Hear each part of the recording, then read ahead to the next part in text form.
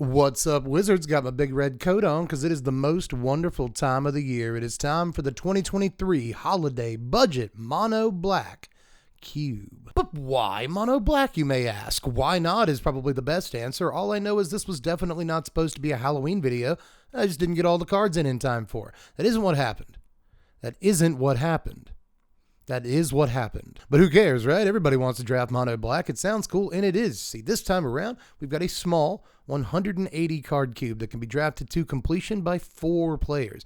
Makes it perfect, I think, for small family gatherings where not too many of you play Magic, or maybe small friendly gatherings for the holidays this year, and even more so because it's super cheap to put this thing together. No single card in the cube costs more than $3, and to be honest, most cards cost anywhere between 10 and 50 cents, and you can get the entire 180 card shebang for less than $100. And of course, like I like to do with my cubes around here, there's going to be plenty of iconic cards from all throughout Magic history in this thing. So not only will you have the tear-jerking, wistful, nostalgic experience for the older players, why am I talking like this, all the way to the journey of discovery for the newer players. What's happening to me? Why am I doing that? I'm sorry. It won't happen again, probably. But finally, let's circle back around to what I think is the main selling point here.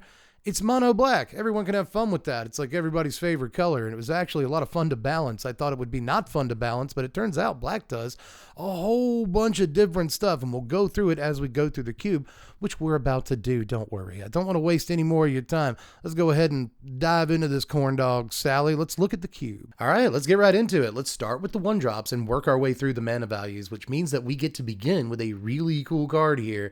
It's Vampire of the Dire Moon, y'all. Who doesn't love Vampire of the Dire Moon, right?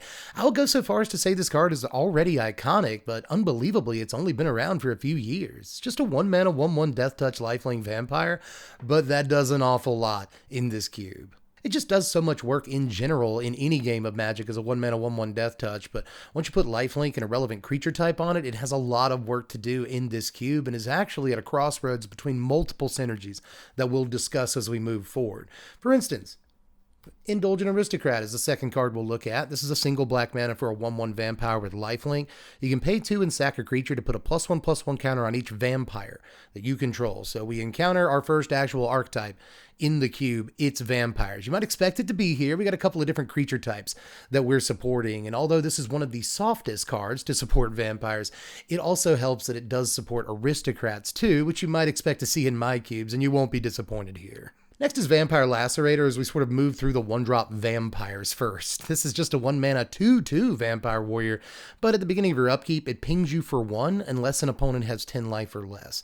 You don't care though. You really don't care. It's just a 1-mana 2/2 with in some cases a relevant creature type, but even if you're not playing vampires, you'll still play a 1-mana 2/2 in a very aggressive deck. This is a good card. But finishing off the 1-drop vampires is Viscera Seer. This is a single mana for a 1/1 vampire wizard. You can sacrifice a creature and scry 1. So this is the first of a few different free sack outlets that are in this cube. Again, we got to get sacrifice decks working, aka aristocrats, in case you don't know the terminology. If you know my channel, you probably know what it's called by now, but one way or the other, this is a great card to get those decks going. It's not going to care about the vampire creature type so much, and that's actually why we can get away with playing multiple free sack outlets that have important creature types in the cube, but they don't have to care about the creature type that much. Like Carrion Feeder is a perfect example. This is 1 mana for a 1/1 zombie that can't block. You sack a creature, put a +1/+1 counter on Feeder. Counters are great. This thing gets pretty big pretty fast. There's plenty of creatures in the cube that we'll look at relatively quickly here, very soon, that can keep coming back from the graveyard very easily. So you get those loops going with Carrion Feeder, or if you just play it in zombies, those things are great too. You might expect to see zombies supported in a mono black cube too. Again, you will not be disappointed. But here's another zombie, Liliana's Steward, a single black mana for a 1/2 zombie. You can tap and sacrifice it to have an opponent discard a card at sorcery speed.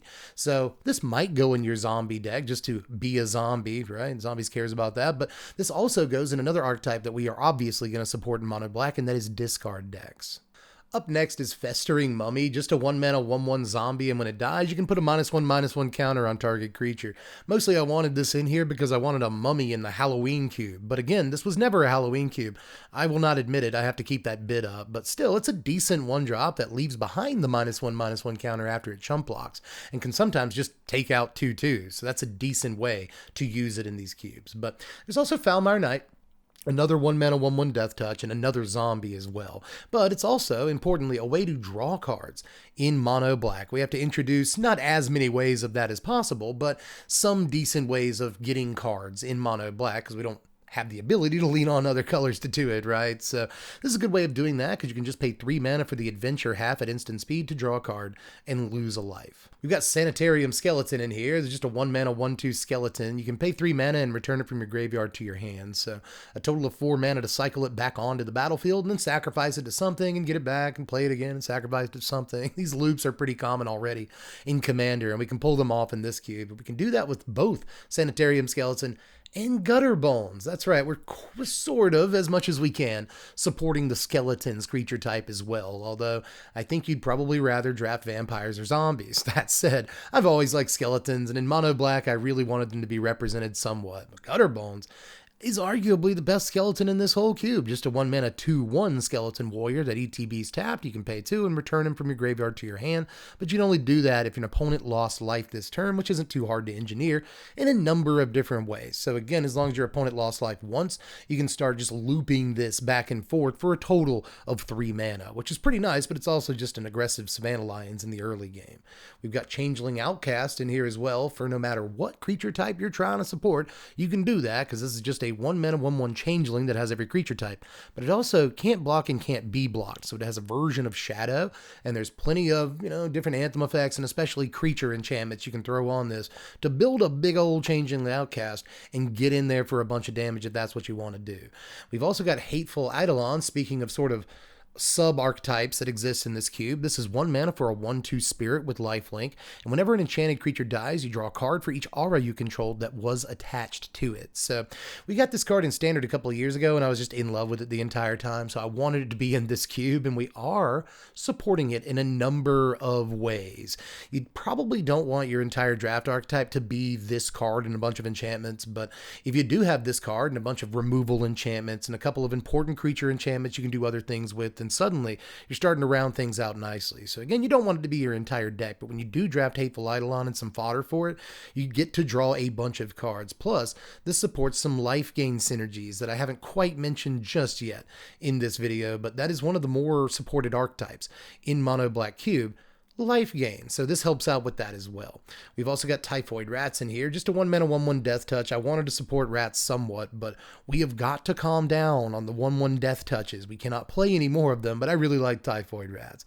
We've also got Vampire Bats in here, just a 1 mana 0/1 Bats with flying. You can pump it for +1/+0 for a black mana, but you can't spend any more than 2 mana on that every turn, so the most you're flying in for is 2. However, this is a surprisingly aggressive 2-drop in some games of Magic, and if nothing else, it can just chump block late in the game when your opponent has a big flyer. I think there's only one flying trample creature in this entire cube. There may be 1 or 2, but not that many. So Vampire Bats is always going to be a good chump blocker. And hey, if nothing else, you get to own a card from Legends for like 25 cents, and that's kind of fun. There's also Will-o'-the-Wisp in here, the final creature in the 1-drop slot. One thing I want to bring up very briefly about these revised cards in the cube, 2 things actually, is that A, on the TCG player link that I've already made to the deck, quote unquote, to the cube in the description, for some reason all of these revised cards are reading as 30th anniversary cards, and so like this Will-o'-the-Wisp reads as like a $100 card. So it's really throwing off the market price of the deck. I just wanted to throw that out there. But also, speaking of market price, the market price of basically every revised rare right now is like really underwater in a very weird way, right? I'm not going to spend too long on this, but I will say that the market price of a lot of revised rares is something like, 10, maybe 1,000% of what you can actually order them for. For instance, the market price on this Will-o'-the-Wisp is something like $6, but you can actually order a Will-o'-the-Wisp at, moderately played, or in some cases even near mint, for around 65 cents. So again, the actual cost of the card is usually about 10% of the market price when it comes to revised rares. So do keep that in mind as we move through the list, but I just want to talk about Will-o'-the-Wisp now because this card's awesome and I've always loved it. I love the lore behind it, the sort of urban legend that, came to the creation of the card. And Regenerate is just an unbelievably annoying ability. This is probably the best blocker in the cube. If you've never seen Will-o'-the-Wisp, it's 1 mana for a 0/1 with flying, and Regenerate for a black mana. Regenerate basically means that if it's going to take too much damage, say to combat damage, right? Because it blocks something. Or it's going to die to a spell that says destroy target creature or something like that. You can just pay a black mana and then it doesn't do that. It stays on the table and you tap it instead of it going into the graveyard.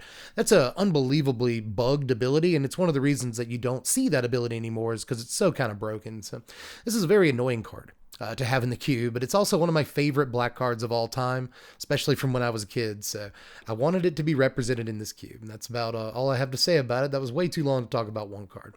But we've also got Dead Weight in here. This begins sort of the removal enchantments that we're going to play to support not only Hateful Eidolon, but another card that we'll see a little bit later. The Dead Weight is just 1 mana for an aura that enchants a creature, and the creature gets -2/-2. So we can knock out a ton of stuff with this card for just a single mana. It's actually a decent removal spell. We've also got Hopeless Nightmare in here. It doesn't do much for Hateful Eidolon, but it does stuff for something else that we'll look at later. But it's still a decent card, just a single black mana for an enchantment. When it ETBs, each opponent discards a card and loses 2 life. When Nightmare is put into a graveyard from the battlefield, you scry 2 and you can pay 3 to sacrifice it to get those scries going, or to get some triggers from a card that we'll again talk about a little bit later. But this still is going to help support the discard decks. They're going to want this as a 1-drop a lot of the time. So again, there's some crossroads in terms of what decks actually want to draft this card, and I think that's important when you're building monocolored cubes. There's also Gift of Fangs in here, just a single black mana for a sort of Dead Weight. This is an aura that enchants a creature, and the creature gets -2/-2 if it's not a vampire, but if it is a vampire, it gets +2/+2. A lot of vampires in here. So you put it in your vampire deck, but you can also put it in your Hateful Eidolon deck to use as removal. You can put it in your vampire deck to use as removal. I've just always kind of liked the push-pull on this card. We've also got Demonic Vigor in here, just a single black mana for an aura that enchants a creature. The creature gets +1/+1, and when it dies, you return it to its owner's hand. I wanted one effect like this somewhere in the cube, because this is a thing that black does, so I wanted it represented, but also specifically wanted it to be an enchantment and not one of the instant speed ones, so that, again, it could fuel some of the enchantment strategies in the cube. We've also got Warlock class in here, a single black mana for an enchantment that levels up. When you first play it, it just says that at the beginning of your end step, if a creature died this turn, each opponent loses 1 life. It's not terrible. But on level 2, which you pay 2 mana for, it becomes level 2 and you look at the top 3 cards of your library. One of them goes into your hand, the rest go into your graveyard. Now you can pay 7 mana to level it up to 3.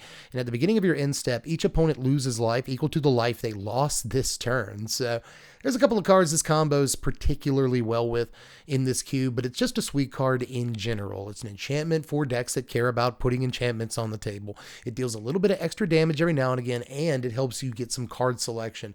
It maybe helps Reanimator decks, which is another supported archetype. Put cards into their graveyard. So a lot that Warlock class does, and it's just a cool card too. But we'll move on to Unholy Strength next, a single black mana for an enchant creature. Target creature gets +2/+1. This one is from Unlimited Edition, and that's another set that the cards are a little wonky on, because it looks like this card's supposed to be like $6, but you can actually get a near mint copy of it right now for about 75 cents from Unlimited Edition, which is sweet, and it's just a great card. Throw it on a Changeling Outcast, and suddenly it gets in for 3 basically every turn, and there's a lot of scenarios you can imagine and dream up like that in this cube with an Unholy Strength. Just a good way. It's very cheap to get a creature big in the early game. But we've also got Sinister Concoction, a single black mana for an enchantment. You pay black and you pay a life. You put the top card of your library into your yard, discard a card, and sacrifice Concoction to destroy target creature. So 2 mana and 2 cards to destroy a creature, but it does put an enchantment into the graveyard for certain decks. There's that. Hateful Eidolon doesn't do much with this, but again, another card we'll talk about later does. That said, this is still a creature removal spell at a relatively cheap price that can be paid in installments and also mills you cards, and that can be good for multiple reasons too. We've got Shrieking Affliction in here, the first big payoff for those discard decks. A single black mana for an enchantment at the beginning of each player's upkeep, or each opponent's upkeep. If that player has 1 or fewer cards in hand, he or she loses 3 life. So if you can get them down to almost no cards, or even no cards, then suddenly you're bolting them every single turn. This is a really important card for those discard decks to get a hold of. But Inquisition of Kozilek, speaking of discards, this is a single black mana for a sorcery. Target player reveals their hand.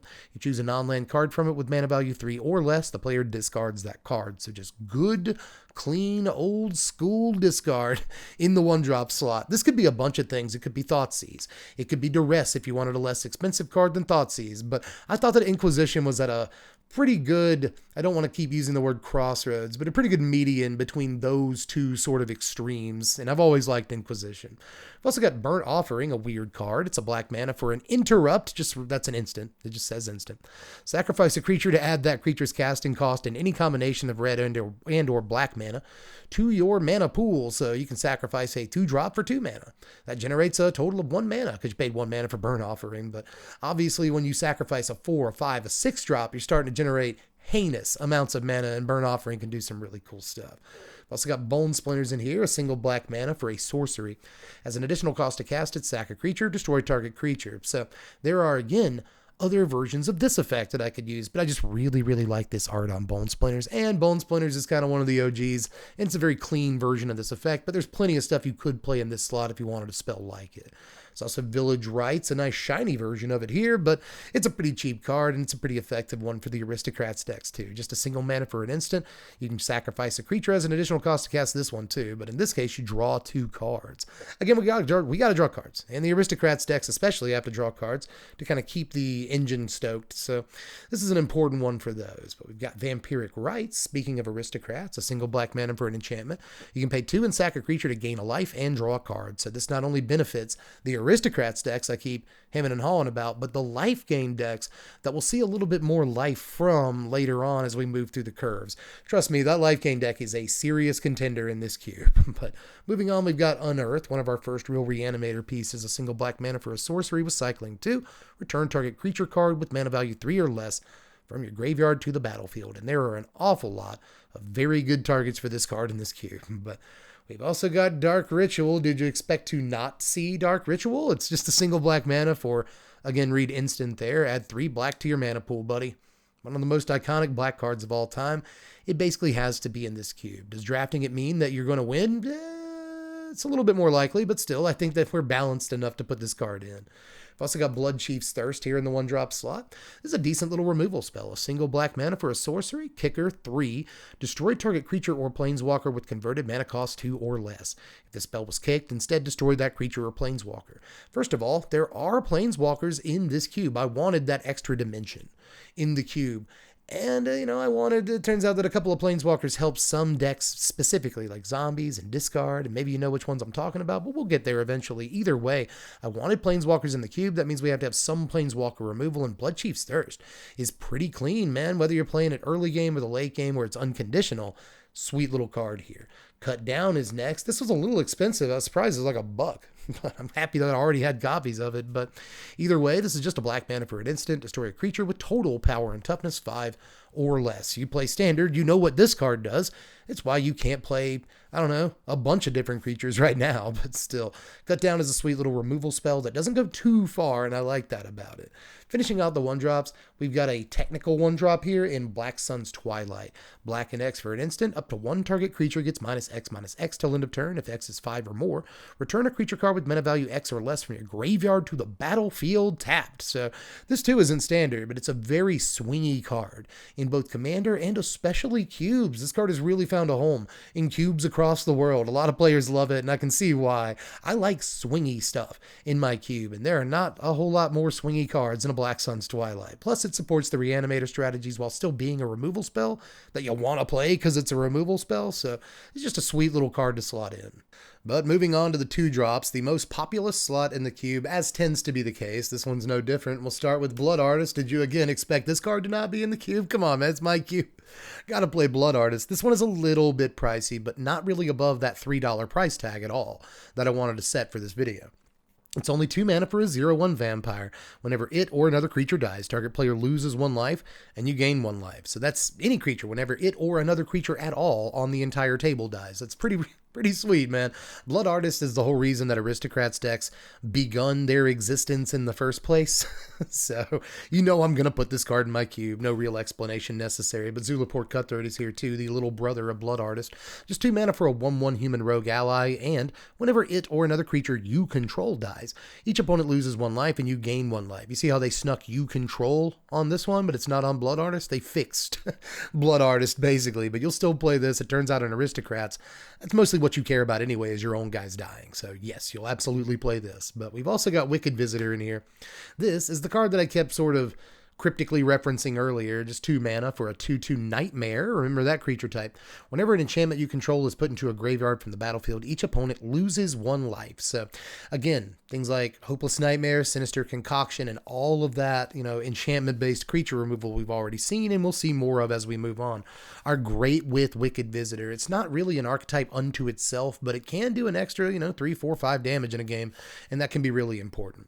We've got Vron in here too, back to the Blood Artist train, as a 2 mana 2/2 Phyrexian Vampire. It's legendary. Whenever 1 or more other creatures you control die, each opponent loses 2 life, you gain 2 life. This ability, of course, only triggers once each turn, so no fun allowed, but you can do it on opponents' turns as well, and it just really stacks up with the Blood Artist, Zulaport Cutthroat, and there's even more creatures like Falconwrath Noble, we'll get to it later, that do that in this cube. So if you want to build Aristocrats, I have made that very easy for you. We've also got Stromkirk Condemn, back to Vampires. 2 mana for a 2/2 Vampire Horror. Discard a card. Vampires you control get +1/+1 till end of turn. Activate only once each turn. There is at least 1 card in this cube with Madness, so you can use this, and it's a vampire, so you can use this ability pretty well with that card, right? But still, this is just a way to get an Anthem effect on all your vampires. That's important again in this cube. But Bloodseeker is next. 2 mana for a 1/1 Vampire Shaman. Whenever a creature enters the battlefield under an opponent's control, you may have that player lose 1 life, a sort of reverse Soul Warden, reverse Essence Warden, reverse Lunarch Veteran. Sure are a lot of cards that do that at this point, but still. Sweet little way to add up a few extra damage in a game, and sometimes a lot of extra damage in a game. Your opponent wants to deal with this thing. But we'll move on to Null Priest of Oblivion, another vampire in here, but also another Reanimator spell. This is 2 mana for a 2/1 Vampire Cleric, kicker 4. It's got Menace and Lifelink. When Priest enters the battlefield, if it was kicked, return a creature card from your graveyard to the battlefield. So a 6 mana Reanimator spell. That's kind of a lot, but at least you get a 2/1 Menace Lifelink. And this card really sits at the nexus point of a lot of archetypes in this cube, right? Not only is it a vampire, not only is it a Reanimator spell, but it also gains life, so it's good in the Lifelink decks. It just does an awful lot of stuff, and I think you do need to play Null Priest. This shiny version was like 65 cents, but I'm pretty sure you can get a normal one for like 20 cents. So really cheap include. We've also got Dusk Legion Zealot, sort of bread and butter way to draw cards, but also play a vampire. Just 2 mana for a 1/1 Vampire Soldier. When it ETBs, you draw a card, you lose a life. Who cares about the life lost? All you want to do is draw a card and have a vampire. This does both those things. Gifted Aetherborn is up next. 2 mana for a 2/3 Aetherborn Vampire with Death Touch and Lifelink. So again, vampire also works in the lifelink decks or the gain life decks or whatever, but it's just a good aggressive creature some of the time and a good defensive creature against aggressive decks too. So I've always liked Aetherborn. It's just a nice, clean, simple, efficient creature, and you'll find those go a long way with me. We've got Undead Augur, 2 mana for a 2/2 zombie wizard. Whenever it or another zombie you control dies, you draw a card, you lose a life. This is not a May ability. You have to do it. We've got a couple of abilities in zombies like that that are a little bit dangerous, but still you'll take them. Drawing cards are excellent. So yes, play the card. Mire Triton is in here too as we can continue with the zombies. 2 mana for a 2/1 zombie merfolk with Death Touch. When it ETBs, put the top 2 of your library into your yard and gain 2 life. So again, does a lot, right? The Reanimator decks might want it, the life gain decks might want it, the zombie decks might want it, and it's just a nice little defensive creature that gains your life against aggro decks and trades with literally everything. We've got Black Cat in here. This was, again, not a Halloween cube, but, I think you've learned by now that it totally was. So that just made sense in a Halloween cube, but it still makes sense in this cube as a thing that works in the discard decks, right? Just 2 mana for a 1/1 zombie cat. When it dies, target opponent discards a card at random. So not only is it in the zombie piles, but it's also really good in those discard decks. We've got Undead Butler in here. I had to put Lurch in, and he's a good card too. 2 mana for a 1/2 zombie. When he enters the battlefield, you mill 3 cards. When he dies, you may exile him. When you do, return target creature from your graveyard to your hand. So a really cool grave digger kind of effect right here that cost almost, I don't want to say no mana, but a very cheap amount of mana to get onto the table in the first place and fuels sort of Reanimator strategies too. Withered Wretch is in here. A lot of people hate playing against this card in this cube because there's so many sort of graveyard strategies that matter in mono black, that Withered Wretch is a card that you absolutely need to add to make sure that those graveyard strategies are balanced. This is 2 mana for a 2/2 zombie cleric. You pay a mana, you remove a card in a graveyard from the game. So again, kind of annoying to play against, but it needs to be here for balance if nothing else. Stromgold Crusader, one of the only cards in the cube that has a line of text that doesn't matter. This is 2 mana for a 2/1 zombie knight with protection from white. You might as well Sharpie that out in this cube, but you can also pump a black mana into it to have it gain flying, Tilio EOT, and you can pay 2 black mana to have it get +1/+0 till end of turn. So flying, as you'll find, is also at a premium in this cube. There are plenty of flying creatures, but still, just like any limited environment, flying is very important. So the ability to get in for a bunch of damage in the late game by pumping all your mana into it can be really important, and sometimes just blocking something in the early game. And just playing a creature with not embarrassing stats in the first place. All important with a relevant creature type. We've got Reassembling Skeleton as well. 2 mana for a 1/1 Skeleton Warrior. You pay 2, you put it from your graveyard onto the battlefield tapped. So this is a sweet card, the king of all these sort of skeleton loops that you see in Aristocrats decks. So if you are playing Sacrifice, you need to draft this up. We've got Drudge Skeletons in here. 2 mana for a 1/1 Skeleton. It also regenerates for a single black mana, which is not a whole lot of black mana to regenerate a creature. If you've never played against Drudge Skeletons, it's very annoying. It's so annoying. And this is another unlimited card that you can own for very, very cheap right now. I think it was only like 60 cents to grab a copy from Unlimited of Drudge Skeletons, and it is my childhood. We've got Carrionet in here. You could argue this is a relatively flexible slot, but I like Carrionet, especially if we're supporting skeletons. 2 mana for a 1/1 skeleton. You can pay 4 mana to remove it and target creature from the game. That creature's controller may pay 2 to counter this ability. Use this ability only if Carrionet is in your graveyard. Plot twist there at the end. So once it's in your yard, you can pay 4 and bust up another creature, but just remove another creature. Importantly, you exile it, the other creature, from the game, unless your opponent pays 2. Doesn't sound great, but unless your opponent knows it's there, which they often won't, but even if they do know it's there, they have to save 2 mana like every turn to not lose their best guy. And Carrionet is actually a pretty sweet dude. But we've also got Skyclave Shade in here. Just 2 mana for a 3/1 Shade. It's got kicker 3 and it can't block. If it was kicked, it enters the battlefield with 2 +1/+1 counters, but the important part is that it has landfall. Whenever a land enters the battlefield under your control, if Shade was in your graveyard and it's your turn, you may cast it from your graveyard this turn. So, this is in standard for a while, and I really, really liked it there. I really like the art too. It's just a sweet looking card, but I wanted a number of cards in black, especially at the 2-drop slot, that can come back from the graveyard. And this is a great way of doing it at not too much expense. You're going to play lands anyway, right? We've also got an Nantuko Shade though. 2 mana for a 2/1 Insect Shade. You can pump a black mana into, and it gets +1/+1. Simple, clean, nostalgic, beautiful little card. And you could play an updated version like Misery Shadow if you wanted to, but I just have too much love in my heart for Shade, and I really wanted to play it. We've got Order of Midnight in here. A whole story to go with this one. It's 2 mana for a 2/2 Human Knight with Alter Fate. This is the sorcery adventure half of it. 2 mana, return target creature card from your graveyard to your hand. The creature half is just a 2/2 flying that can't block. So again, flyers, kind of important to get through some damage, but mostly I wanted a Raise Dead effect. And originally, I bought a beta copy of Raise Dead from beta for just $3. I found one for $3, heavily played on TCG Player, ordered it, got it in my informed delivery in my email. I saw a scan of it in my email. The USPS showed it to me, and then it never showed up at my house. And so I marked it missing, and USPS has still not gotten back to me. Like 3 weeks later, I want my beta Raised Dead. Is all I'm saying. USPS, you're watching this? I want my beta Raised Dead. I'm gonna shake you down. But Order of Midnight is arguably a much better card anyway that does basically the same thing, but also comes on a body. So it's just better, but I still want my beta Raised Dead is my point. But still, Knight of Dust Shadow is up next. 2 mana for a 2/2 Human Knight with Menace. Your opponents can't gain life. You can also pay 2 mana to pump its power by +1/+1 till end of turn. But this is really important to have against the life gain decks. Again, the life gain decks are no joke. You will see why as we move through some of the higher mana costs later, but you're going to want this, is all I'm going to say. Ravenous Rats is up next. 2 mana for a 1/1 rat when it comes into play. Target opponent chooses and discards a card from his or her hand. I am still waiting on Deep Cavern Bat to get in from my Ixalan order.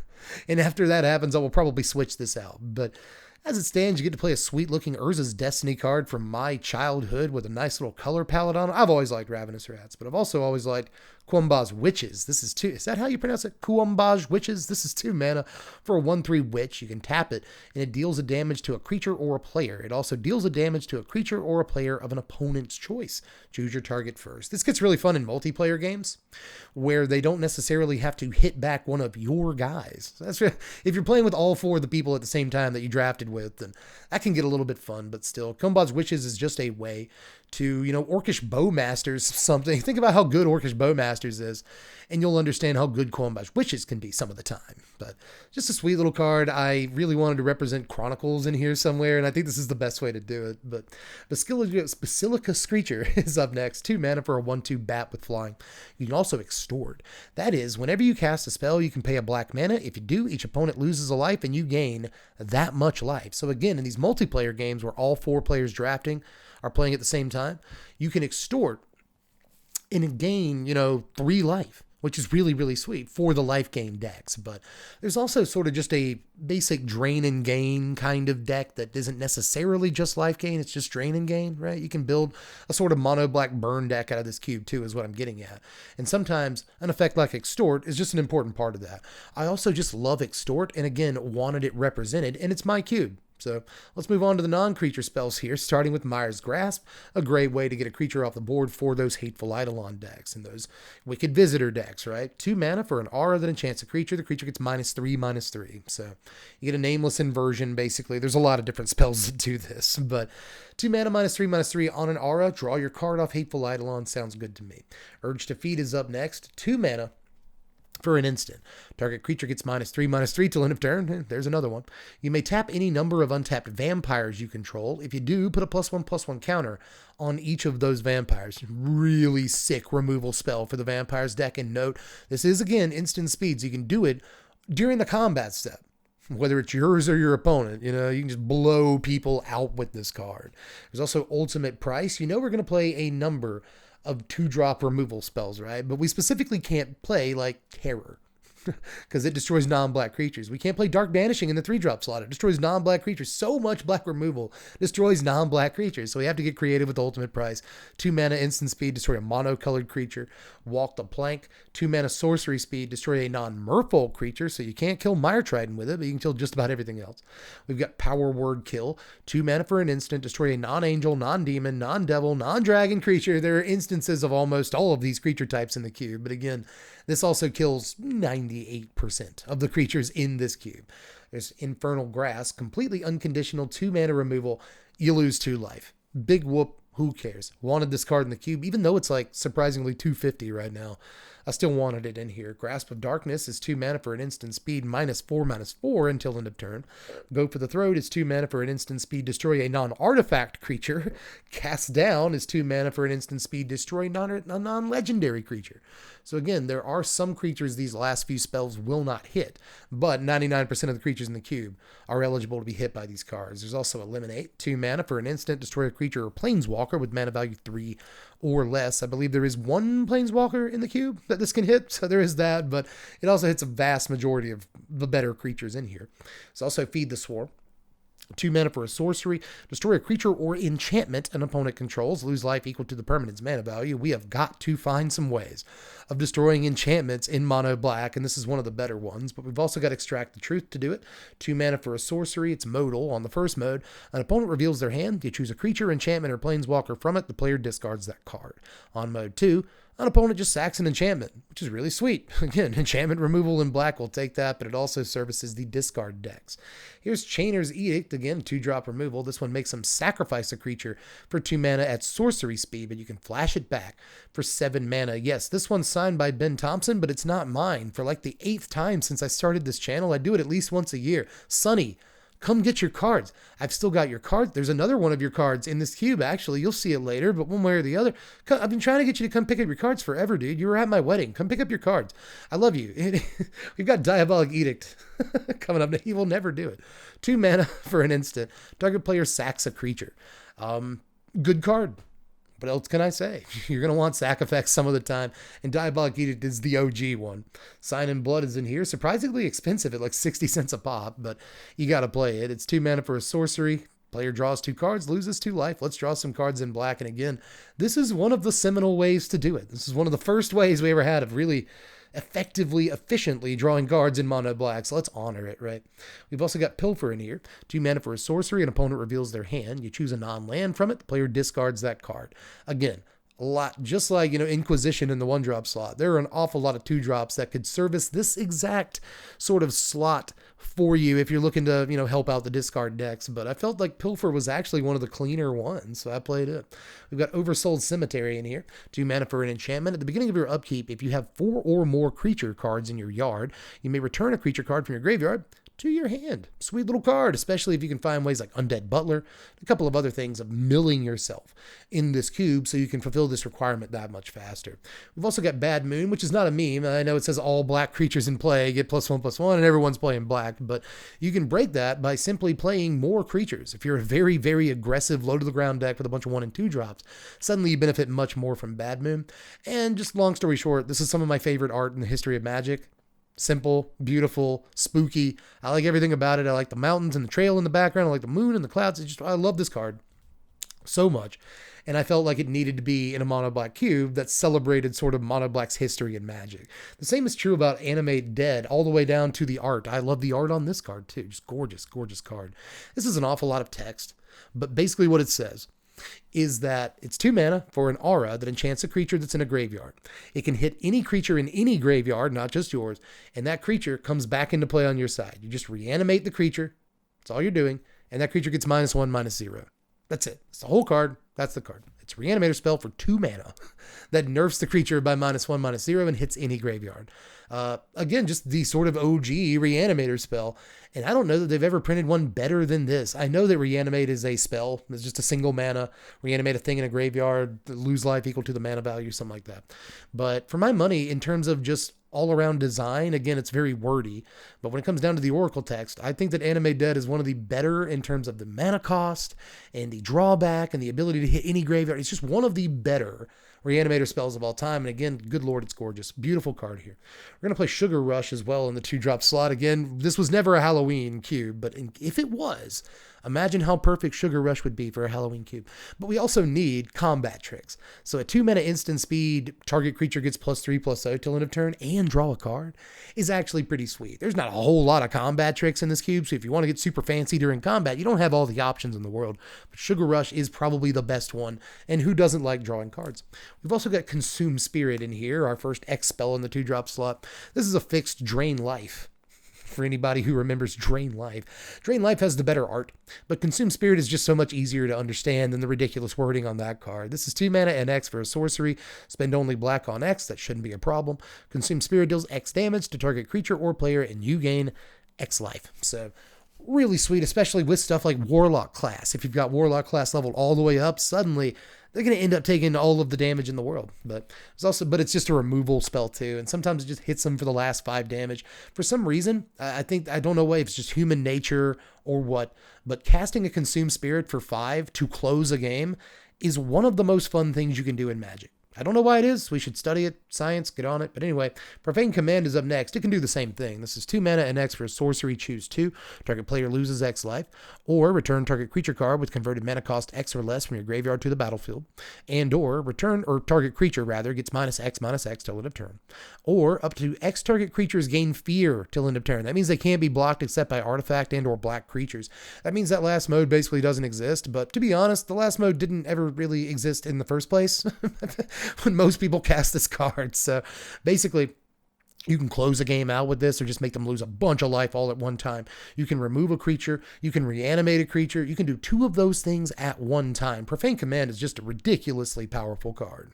But are you ready for some 3-drops? Let's look at Markov Baron right here, the only card in the cube that I can think of off the top of my head that has madness. So fulfill that requirement right there. I said there'd be one. This is 3 mana for a 2/2 Vampire Noble with Convoke and Lifelink.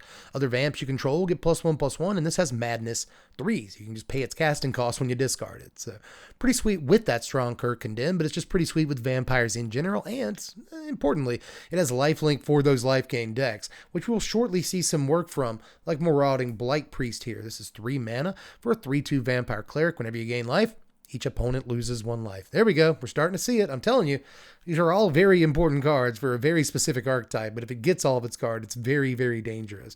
Like Bloodthirsty Aerialist, for instance. This is 3 mana for a 2/3 Vampire Rogue with flying. Whenever you gain life, put a +1/+1 counter on Aerialists. And a Johnny's Pride Mate with flying. And how many things have you already seen in this cube that gain life? So this thing gets really, really huge very fast and needs to be answered, especially considering there's not a whole lot of flying in the cube. So really sweet card for those life gain decks, and it's a vampire when that matters. There's also Vampire Aristocrat, 3 mana for a 2/2 Vampire Rogue. You can sack a creature to have Aristocrat get +2/+2 till end of turn. And Antuco Husk with a relevant creature type that goes very well in the Aristocrats decks. There's also Vampire Nighthawk. Again, if we're looking for iconic yet budget cards from throughout Magic's history, I think Nighthawk's a good one.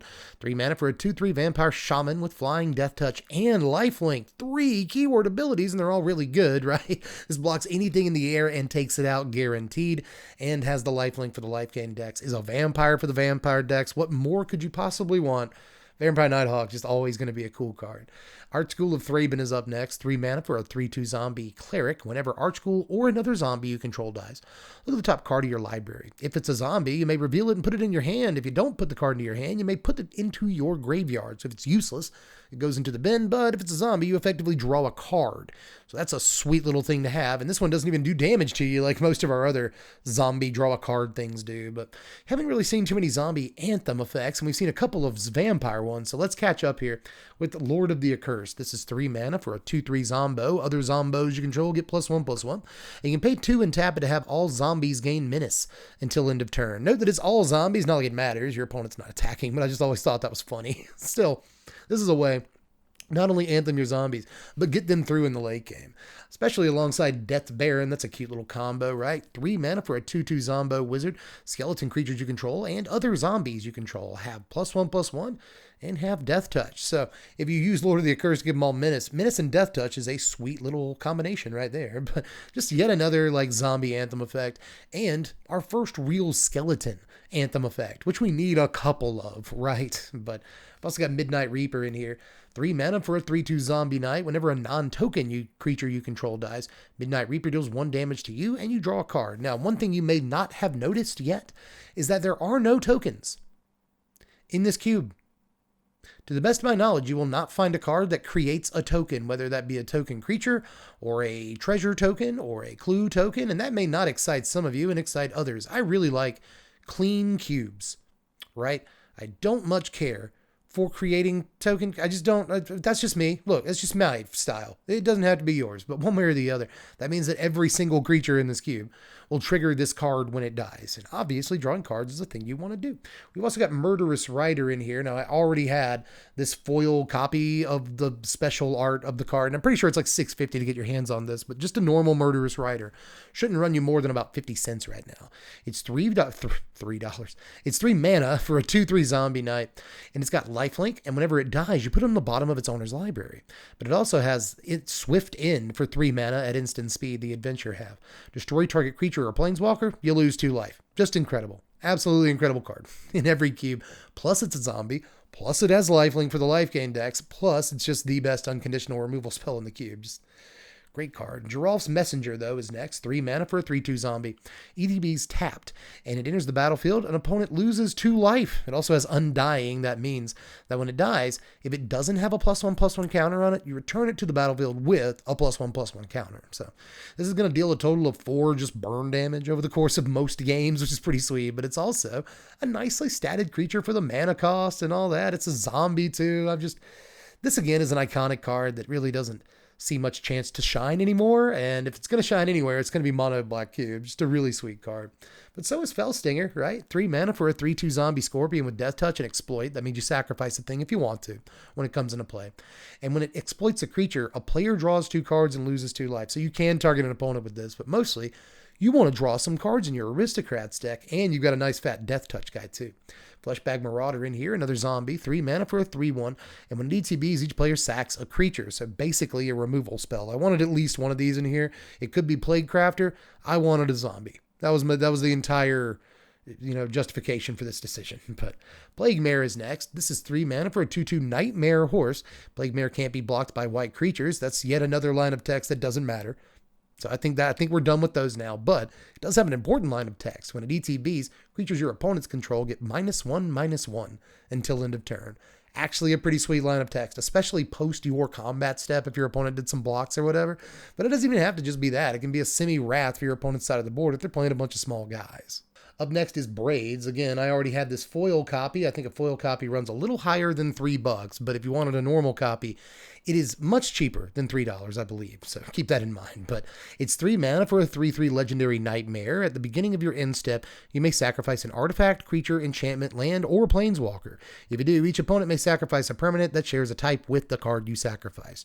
For each opponent who chooses not to do that, that player loses 2 life and you draw a card. So really good for the Aristocrats decks, obviously, but it's also a Nightmare. You'll note that this is the 3rd or 4th Nightmare that we've seen. That will all tie together a little bit later, but ultimately this card is just really sweet and I wanted to play it. I've also got Crypt Rats in here, a sort of one-time pestilence effect. This is just 3 mana for a rat, but you can pay X and have it deal X damage to each creature and each player, but you spend only black mana on X. There were mono black aggro decks way back in the day that played Crypt Rats in the 3 mana slot, because this basically does however much damage you want to pump into it, right? If you're able to drop creatures on the first few turns of the game, and then late in the game you drop Crypt Rats, that's called reach, baby. Not the keyword ability, but the thing where your opponent only has like 5 life left, but you can't attack for that damage, so Crypt Rats does it for you. It does that in this cube too, but it's also just basically a wrath effect, which is really sweet to have as well. We've got one of the sneakier cards in this cube. That's Douthie Trapper. This is 3 mana for a 1/1 minion. You can tap it to have a creature gain shadow till end of turn. That means it can only be blocked by creatures with shadow. Trick is, there aren't any other creatures with shadow in the entire cube. So just basically tap to make a creature go unblockable until end of turn, which is a sweet ability to have access to. You want a way to counter it? Just target whatever they targeted with Sorceress Queen. This is 3 mana for a 1/1 Sorceress. Tap to have a creature other than Queen become 0/2 till end of turn. So not quite a removal spell, but enough to be very annoying. If your opponents don't respect this, they will learn. Plus, she is serving. You see this art? She is just giving it. But let's look at Doom Necromancer up next. 3 mana for a 2/2 human cleric mercenary. You can pay a black and tap it and sacrifice it to return a creature from your graveyard to the battlefield, supporting the Reanimator decks 1 card at a time. Let's do that. We've also got Hypnotic Spectre. How could you have a mono black cube and not have Hippie Spec in here? We've already seen Dark Ritual. You can live the dream. You can live like it's 1994, drop turn 1 Swamp, Dark Ritual, Hypnotic Spectre, and make everybody at the table just groan. It's going to feel good. Do it. 3 mana for a 2/2 Flying Spectre. An opponent damaged by a Hypnotic Spectre must discard a card at random from his or her hand.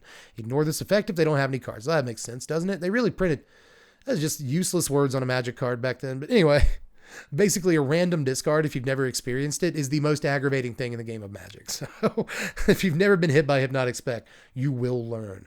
But Royal Assassin is up next, speaking of cool old school cards. This too is one of those revised cards. It looks like it's supposed to be $10, but you can get a copy of it for like $1 really easily. Like, you know, moderately played, not even moderately played sometimes. You can find them almost near mint for like $1, but still, this is an iconic thing right here, man. 3 mana for a 1/1 assassin. Tap it to destroy a tapped creature. Your opponent will never want to attack again. It's just a very stupid card that must be answered before anything else happens in that game of Magic. There's a reason that anyone born in a certain year that started playing Magic in like 1994, 5 absolutely fears this card. I used to have nightmares. Royal Assassin come to my house, kill my whole family. This card is very serious in a draft environment. But up next is Urborg Scavengers. 3 mana for a 2/2 spirit. Whenever Urborg Scavengers enters the battlefield or attacks, exile target card from a graveyard. Put a +1/+1 counter on Scavengers. Scavengers has flying as long as the card exiled with it has flying. The same is true for damn near every single keyword ability, so just keep that in mind. It's one of these. Black actually has a few like this. I wanted Cairn Wanderer at first, but realized that Scavengers is just the better card, right? This also plays around in graveyards, which is important in this cube, and gets big pretty fast. We've got Eye Blight's Ending in here, starting the non-creature stuff. This is 3 mana for effectively unconditional removal. There may be an elf in here, like Changeling Outcast, I guess. Counts as an elf, and there's probably a creature or two besides that. But again, this busts up nearly every single creature in the cube will play it. Murder, the cleanest removal spell of all time. 3 mana instant speed, destroy target creature. The only Magic card with just those words, those 3 words, destroy target creature. Let's play it. It's 10 cents.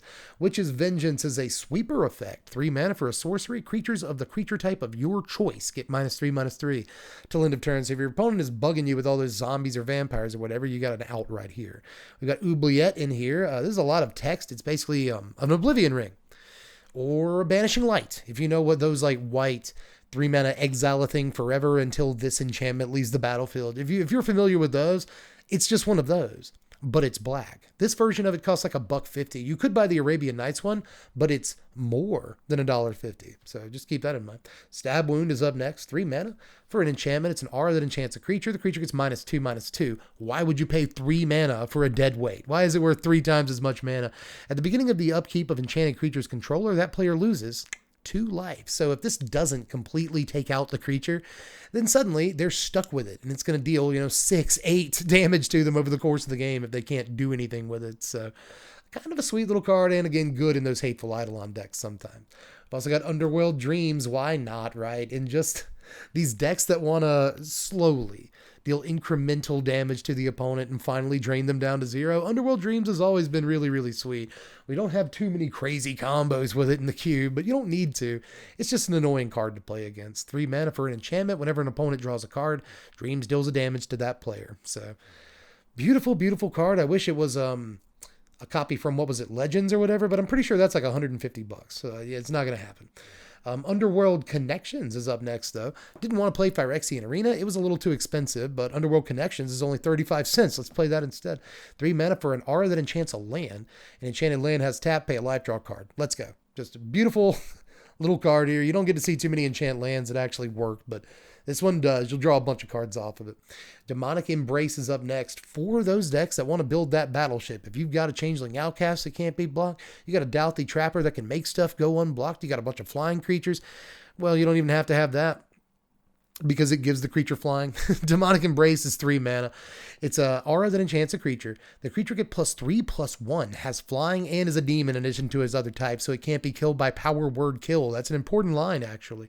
You may cast Demonic Embrace from your graveyard by paying 3 life and discarding a card in addition to paying its other costs. So I guess if you have a Markov Baron, you can Madness it into play. You can discard a big fat creature for Reanimator strategies.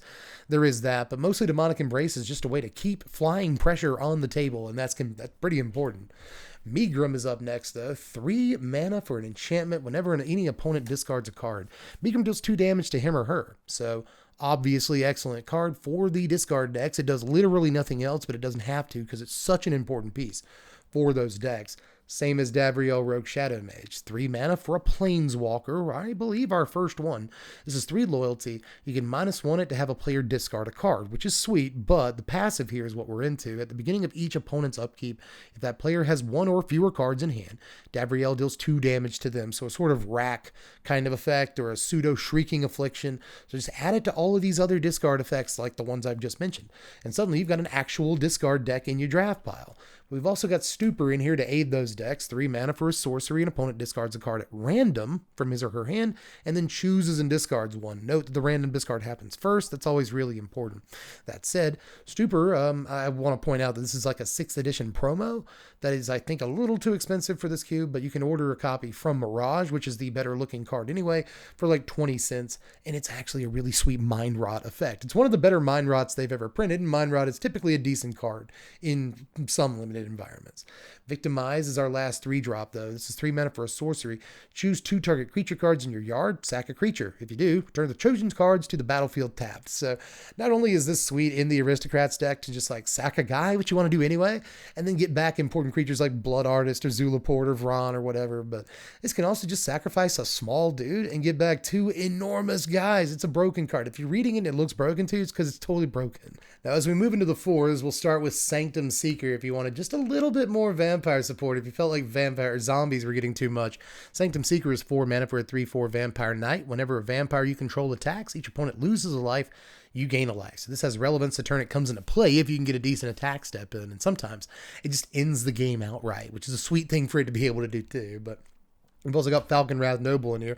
4 mana for a 2/2 Vampire Noble with flying, and whenever it or another creature dies, target player loses 1 life, you gain 1 life. So this is just like Blood Artist. Literally the same tech. Just any creature on the table, regardless of whether or not you controlled it or not, it's going to ping your opponent when it dies. And you gain life too. Again, very specifically important for the life gain decks that also need cards like Sangromancer, 4 mana for a 3/3 vampire shaman with flying. And whenever a creature an opponent controls dies, you may gain 3 life. Whenever an opponent discards a card, you may gain 3 life. So it's also sweet in the discard decks to kind of gain some of your life back and get back, in the driver's seat, make sure you don't die to aggro, whatever. But it's also pretty sweet in life gain decks in general. It's sweet in vampire decks. It's just a 4 mana 3/3 flyer that has like a little bit of extra value on it sometimes. So again, a lot of different nexus points hit for a lot of archetypes we're trying to support here. But there's also Mirror the Curse if you just want to get really aggressive. 4 mana for a 3/2 legendary vampire cat with flying, first strike, and haste. When it deals combat damage to a creature, you put a +1/+1 counter on it. And it has first strike. So if your opponent can get in front of it with a flyer, it's going to strike first, get the +1/+1 counter, and sometimes ruin some of their math. They really have to pay attention to how things are worded and like ordered here. But still, a 4 mana, 3 power flying, guy with haste. It's always going to be really sweet in terms of just pure aggression. But we've also got Risen Executioner in here. 4 mana for a 4/3 zombie. It can't block, but other zombies you control get +1/+1. You can also cast Executioner from your yard if you pay 1 more to cast it for each other creature card in your graveyard. So sometimes it can cost you an awful lot of mana to cast this, but you'll still be happy to hit like a 4 power dude out of your yard in the very, very late game if you have enough mana to do it. We got Graveborn Muse in here. This is 4 mana for a 3/3 zombie spirit. At the beginning of your upkeep, you draw X cards, you lose X life. X is the number of zombies you control. This is not a May effect, much like a card we talked about earlier. You have to be very careful with a card like this, but you might think, oh, I draw 4 cards, I lose 4 life, but who cares? You win the game. You drew 4 cards, right? Remember that. But we've also got Endling in here, 4 mana for a 3/3 zombie shapeshifter. You can pay a black and have it gain Menace, or you can pay a black and have it gain Death Touch, or you can pay a black and have it gain Undying until end of turn, or you can pay 1, which will just be a black most of the time too, and have it gain +1/+1, or +1/-1, or -1/+1 till end of turn. So a lot of fun stuff you can do with this. You can give it Death Touch and then pump its toughness to the moon so it doesn't die.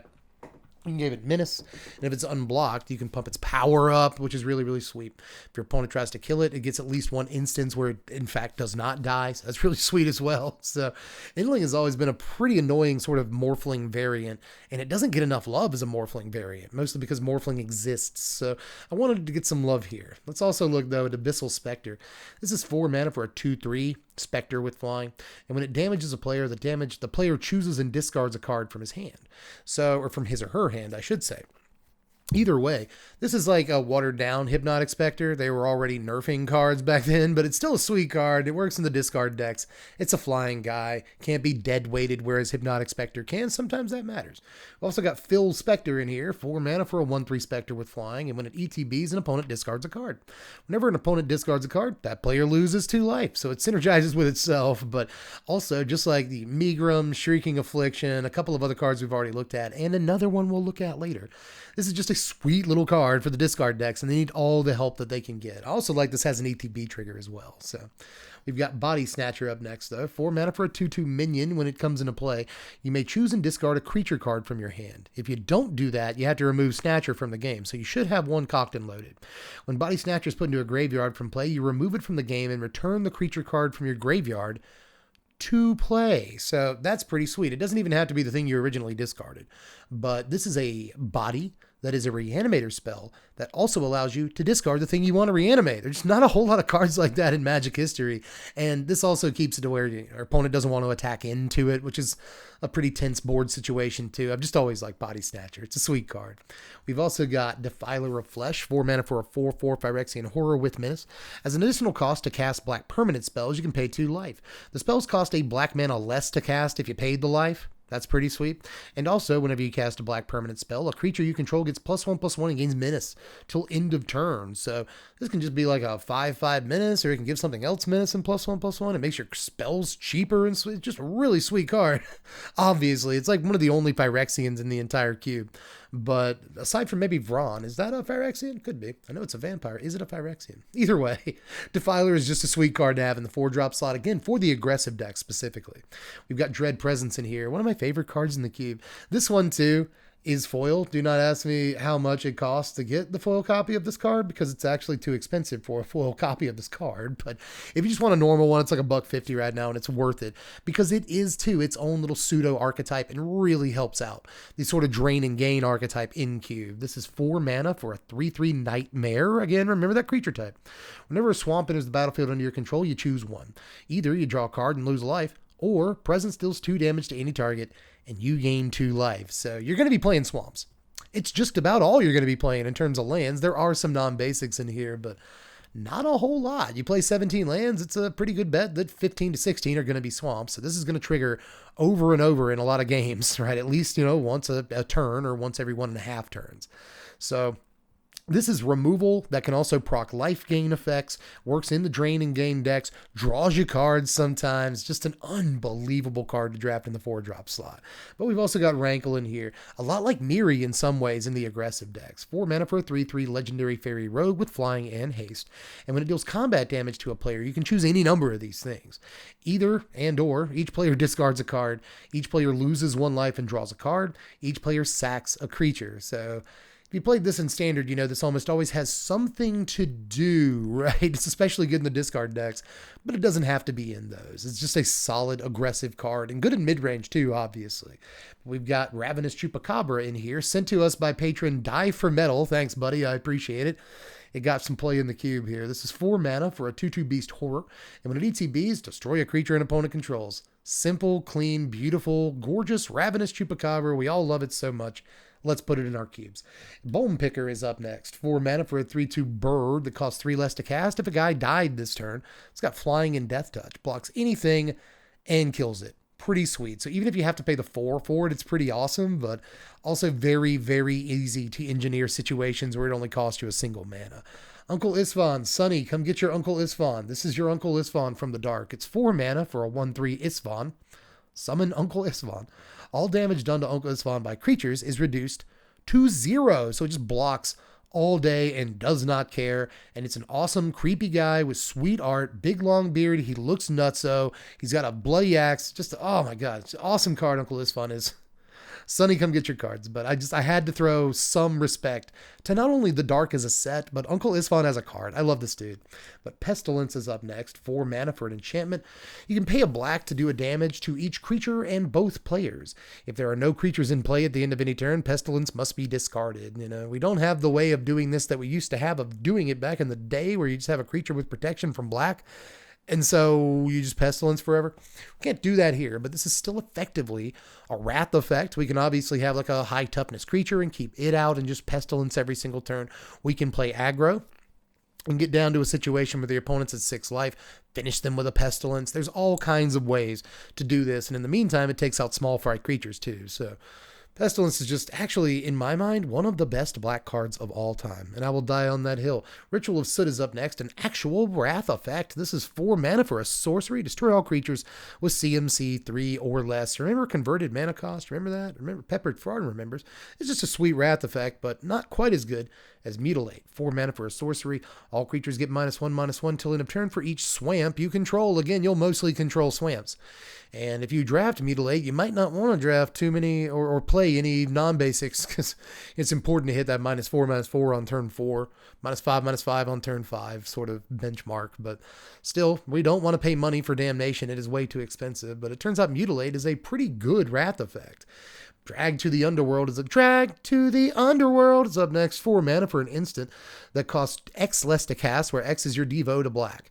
You can also just destroy target creature. There's that line of text we like. Destroy target creature. Simple and clean is the way that you're making me feel tonight. Drag to the Underworld. I like it. But still, I get to reference 2 songs from like 1999. That's good. But anyway, Drag to the Underworld is obviously sweet. You should have some Devo to black. Foul Renewal, one of those swingy cards I was talking about earlier. 4 mana for an instant. Return a creature card from your graveyard to your hand. A creature gets -X/-X till end of turn, where X is the toughness of the card returned this way. Not CMC, not power. Toughness. Very weird metric, but still. Talking about swingy cards, this is effectively like card advantage that kills a guy and puts your best creature back in your hand. So Renewal can be a sweet card to play mid-game. We've also got Zombify. Again, another one of my favorite reanimator spells of all time. Simple, clean, 4 mana, reanimate a creature from your graveyard. That's the whole card. That's it.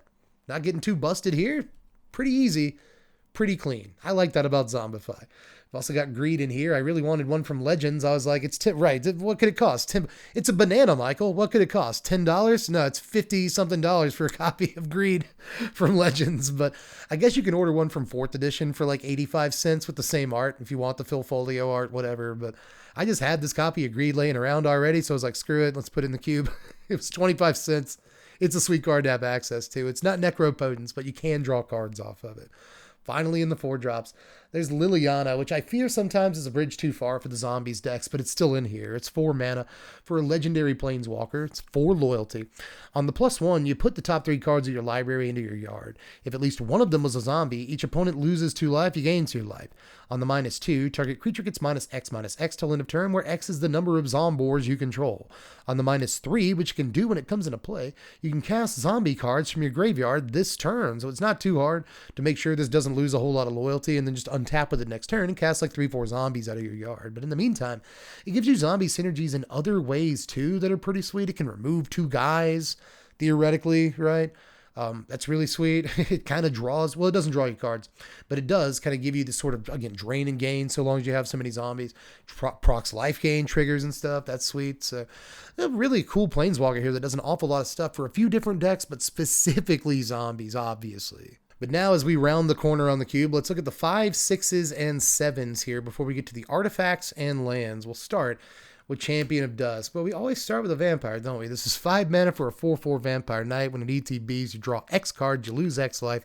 X is the number of vampires you control. So like a Graveborn Muse that happens all at once, but you also get a 4/4 out of the deal, which is pretty sweet beans, man. You end up drawing 4 off of this. And again, sure, you lost 4 life, but who cares? Again, you drew 4 cards. That usually translates to you win the game in your aggro decks. You're doing all right. There's also Epicure of Blood in here.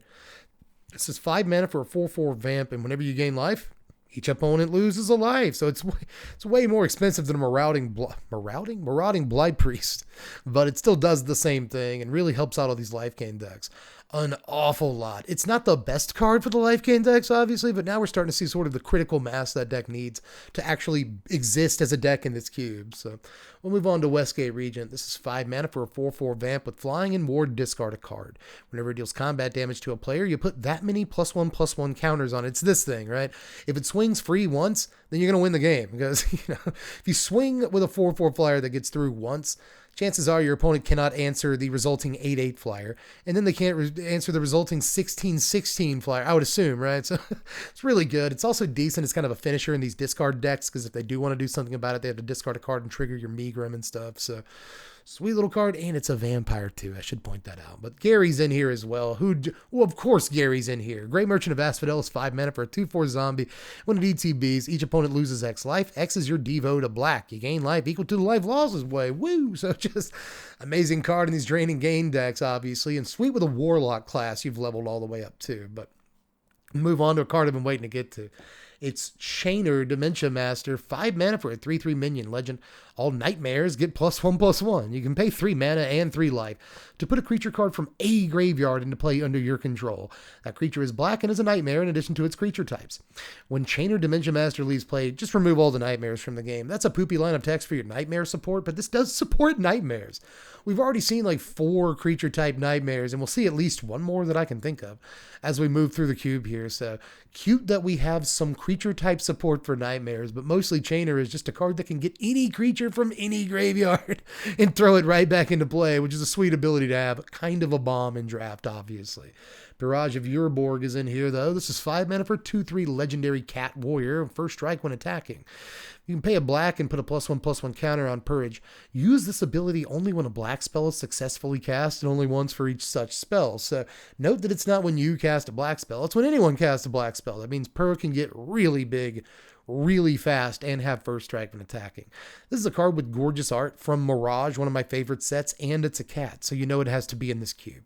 Fallen Angel is up next. You will learn to respect Fallen Angel. 5 mana for a 3/3 Angel with flying. Why Angel is not a word, dude. You can sacrifice a creature to give Angel +2/+1 till end of turn. and win the game. Again, this wins the game. Anyone that played Magic back in the day can tell you that if you don't currently have a flying creature out and your opponent has access to like 3 creatures other than Fallen Angel, you have just lost the game. Basically, man, this thing can get through for a ton of damage all at one time and goes really well as a finisher in the Aristocrats decks. Street Wraith is up next. 5 mana for a 3/4 Wraith with Swamp Walk and cycling pay 2 life. So obviously this is cycling pay 2 life is the important part of this card, and it still is in this cube, but it has Swamp Walk.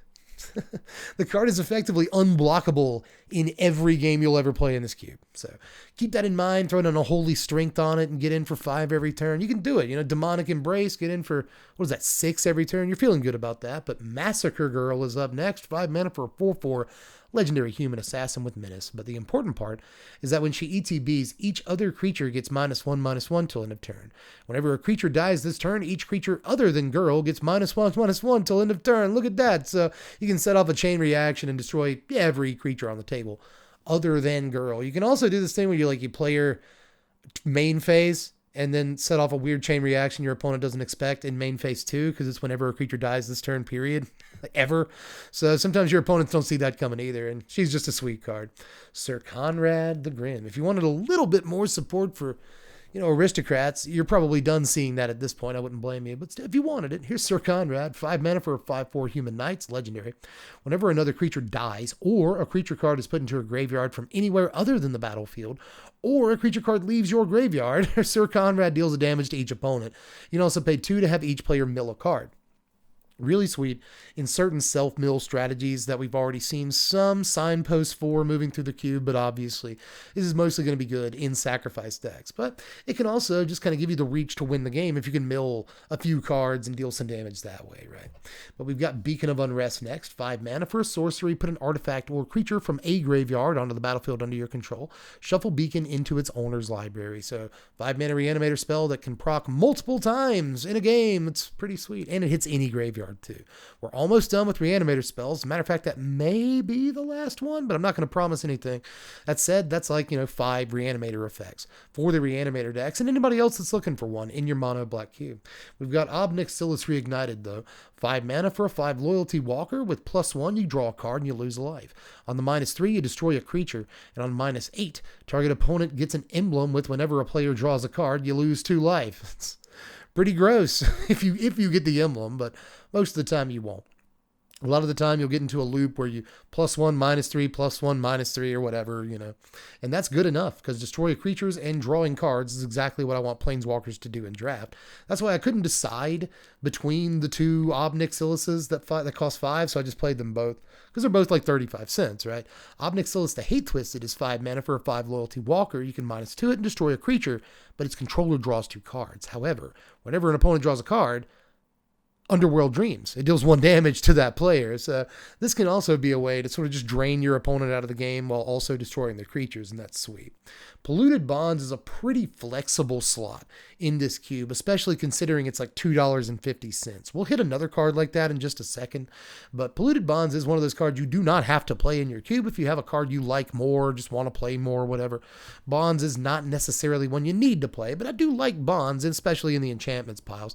5 mana for an enchantment. Whenever a land enters the battlefield under an opponent's control, that player loses 2 life, you gain 2 life. So again, these drain and gain piles really helps to proc these life gain decks. This really helps to proc those effects on your opponent's turn, which will matter sometimes too. Sanguine Bond is up next. Speaking of the life gain decks, this is probably their best tool. 5 mana for an enchantment. Whenever you gain life, target opponent loses that much life. Crazy with certain cards. We're about to hit a card it's really good with, but we've already seen things like Corrupt, obviously, that are really good with this, and any of the lifelink creatures in the cube. This is incredible with. So I love drafting Sanguine Bond. Maybe it's just me. Moving into the 6 drops, we've got Pontiff of Blight. 6 mana for a 4/4 vampire shaman with flying, and when it ETBs, destroy a creature an opponent controls.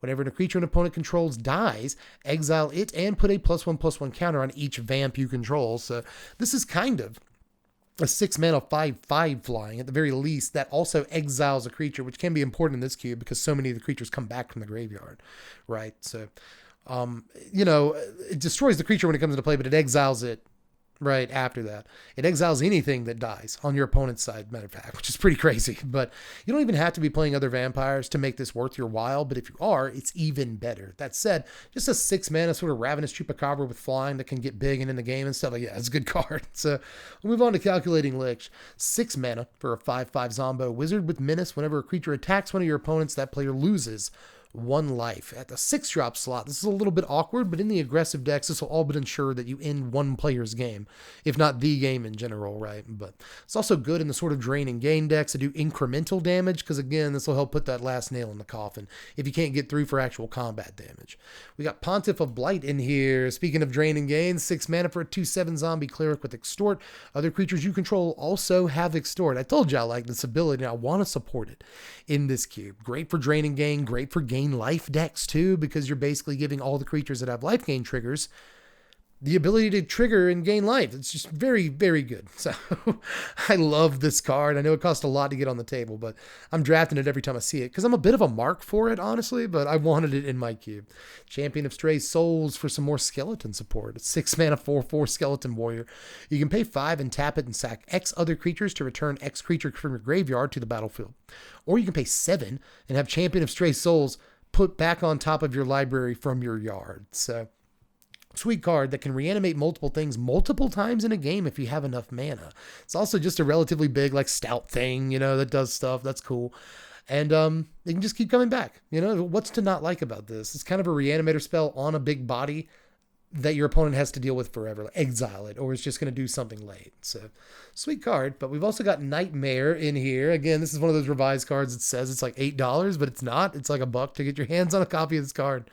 Sometimes near mint even, but often moderately played. That said, I think it's worth it for a wonderful piece of Magic history that has this gorgeous art to everyone. This was everyone's favorite card when I was 11 years old. It is 6 mana for a star Nightmare. There's that creature type with flying.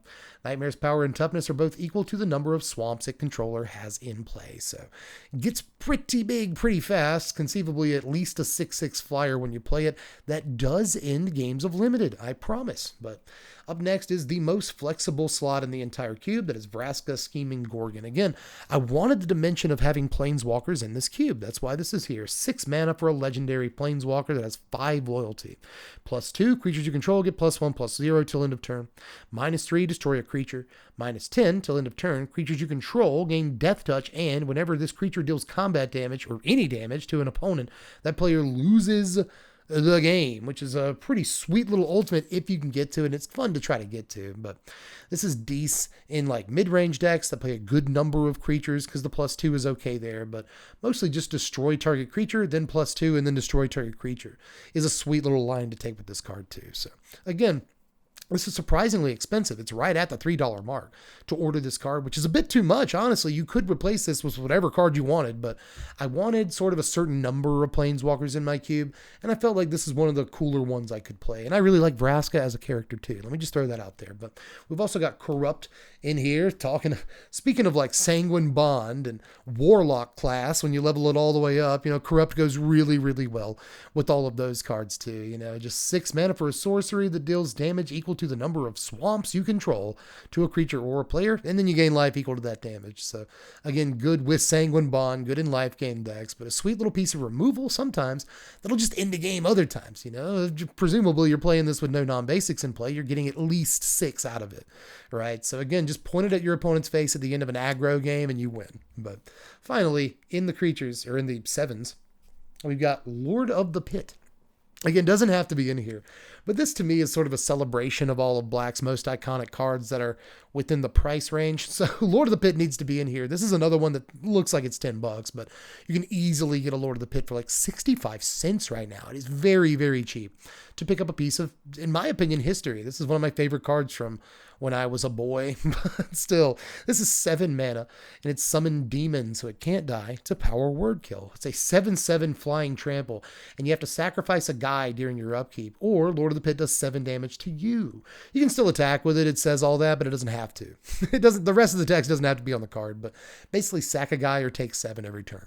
This is the only, to the best of my knowledge, flample creature in the entire cube, so it's really important for no other reason than that. This will fly and trample over all the little flying guys and will-o'-the-wisps and stuff in the cube, and that's kind of important. It sort of helps out aristocrat strategies too, but even if you're not an aristocrat, you will find something to sacrifice so that you can attack with this. But let's finish things off with the artifacts and the lands here, starting with Throne of Bone. A single mana for an artifact. You can pay a mana and have any black spell cast by any player give you a life. Very sweet in the life gain decks, right? Because everyone's playing black. You know, this card isn't necessarily at a premium, but it is much better than it normally is in most drafts because everyone's playing black. And if you have the proper cards like Bloodthirsty Aerialist, Marauding Blight Priest, whatever, suddenly this card gets way, way better. But we've also got Candy Trail.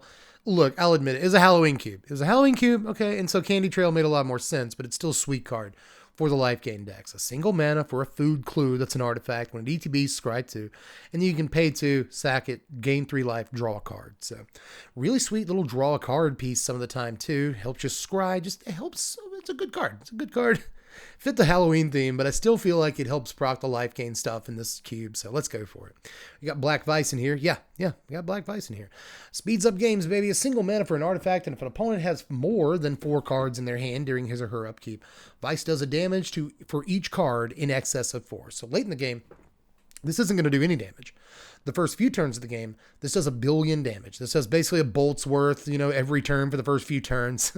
And that can get a little bit gross if it's done on turn 1, but that happens not super often, right? But in your aggressive decks, you're going to want to try and draft a copy of Black Vice. Let me just tell you that right now. This is one of the more powerful cards in the entire cube if you've never seen it before. But so is the most expensive card in the cube. It's the Rack. Look, I have had this copy from Antiquities for a very long time. This is one of my favorite cards of all time. When I first started making money off YouTube, this is one of the first cards I ordered. It's very, very important to me. That said, it's not that expensive. I think it's like $10 to own a copy of this card. But if you don't want to go that far, you can buy a 4th edition copy of the Rack for $1 with this same art, and it still looks cool. But in case you don't know what the Rack does, it's the opposite of Black Vice. If opponent has fewer than 3 cards in their hand during their upkeep, the Rack does 1 damage to the opponent for each card fewer than 3. You can't quite play 8 Rack, but we're getting there. With this, Shrieking Affliction, Megrim, a few of the other cards in the cube, you can build straight up, just like 6 Rack, so something to that effect. What is it? Fell Spectre also does something similar. So again, if you make them discard a bunch of cards, the Rack can just be almost guaranteed damage during your upkeep. So very, very, during their upkeep rather. So very, very sweet little card here. And I know this one is expensive, but you can get them for cheap. We've also got Transmogrant's Crown, 2 mana for an equipment. Equipped creature gets +2/+0. You can equip it for a black in this cube. You're always going to equip it for a single mana. And whenever a equipped creature dies, you draw a card. +2/+0 is not bad, just in and of itself, but the drawing of the card is what you really want. But the reason we're playing artifacts at all in this cube in some ways is to play Cranial Plating and kind of squeeze another archetype in.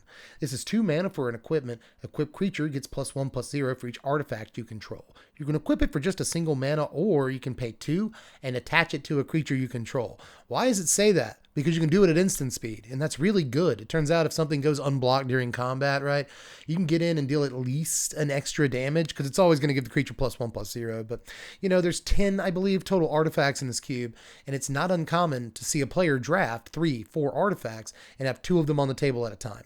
It's not uncommon to see a player draft 5, 6 artifacts just to draft artifacts and have 3 on the table at a time, and suddenly Cranial Plating's doing a lot of almost guaranteed damage every single turn. So it looks like there's not a lot of artifacts to make this work, but trust me, there's always going to be at least one player that sees Cranial Plating and starts grabbing all the artifacts, and suddenly they're getting through for an extra 4 basically every turn. Even if you can block guys, you leave one guy unblocked, Cranial Plating is dangerous.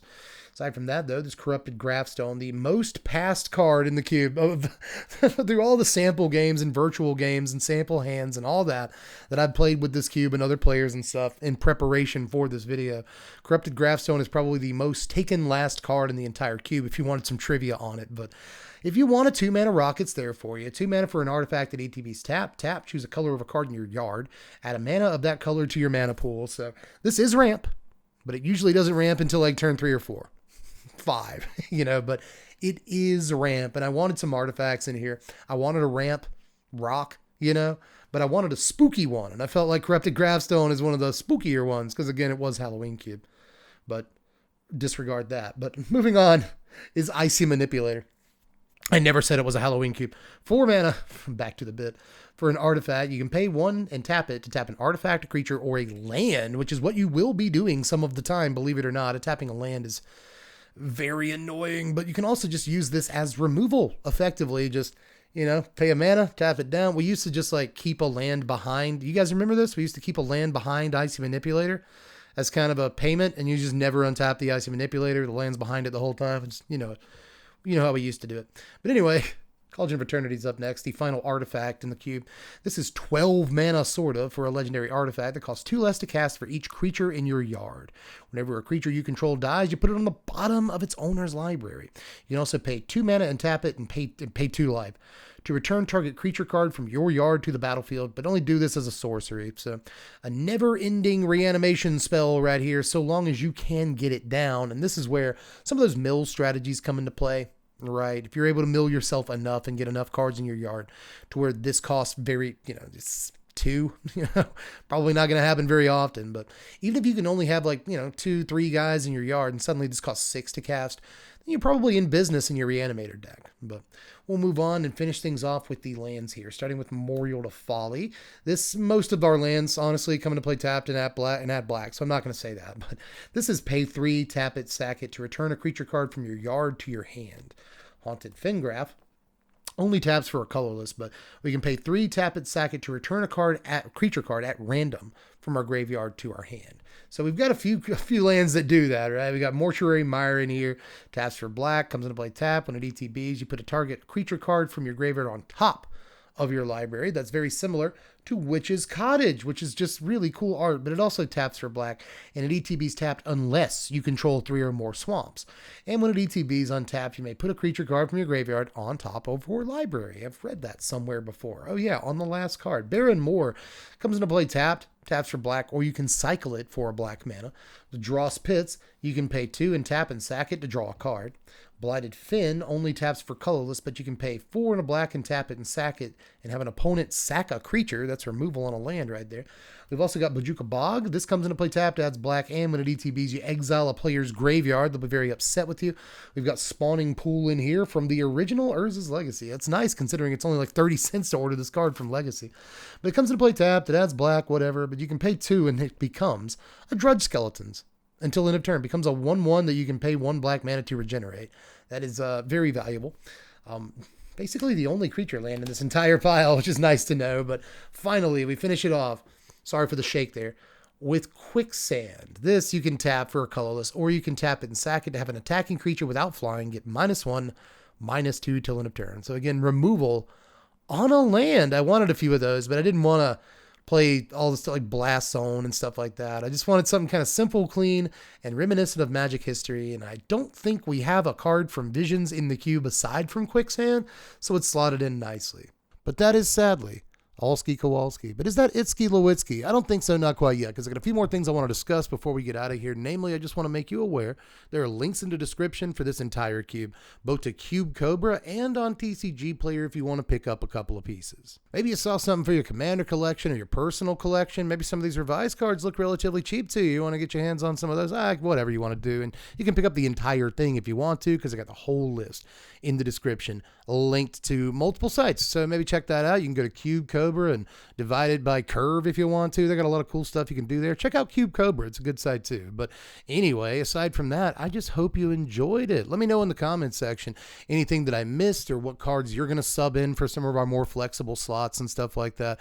Really interested to see how you would build a mono black cube. And I'm just interested in monocolored cubes now. I've already asked all of Twitter what our next monocolored cube could be, and they want it to be green. So I'm already working on that. I got like 140 cards ready for that cube, and I'm still building it. So it might not be too long before we release that video. But let me know how you felt about the goings on in this video, and how you felt about the cube in general. Mostly because I crave validation for my work. I like when you like things. Speaking of which, like the video, please, and subscribe to the sandwich if you haven't done it yet. We're trying to get to 200,000 subscribers, and actually we're kind of not that far away. We're only like 68,000 and some change away. We can actually get there. I think we can do it. So if you haven't subbed yet, maybe do it. I hear there's like a whole fireworks display that happens when you hit sub now. So maybe if you haven't seen it yet, now's your chance. Sub to the channel. But aside from that, we also play Magic on Twitch every now and again. I swear, going to be playing some Magic on Tuesday of this coming up week. What week is that? Who knows? I often play Magic on Tuesdays on Twitch, so it should hold true almost no matter what week you're watching this. But aside from that, you can check out the Patreon, which is how I actually live. I can't live without patrons. So thank you guys who are already patrons and anyone thinking of becoming one or who will be one in the future. Oh my God, thank you. You're the whole reason there's a roof over my head and food in my belly. So thanks for that. You guys are awesome. Join the Patreon. Just $1 a month to like vote on stuff that we do around here. And there's a lot of like wacky stuff in the polls coming up. So if you want to affect the course of YouTube history itself, then maybe slide on into the Patreon, linked in the description, $1 a month to get started. Aside from that, I guess there's only one more thing to say, everybody. I am Deb from The Place. Thanks for watching, Wizards. Spread love and be kind.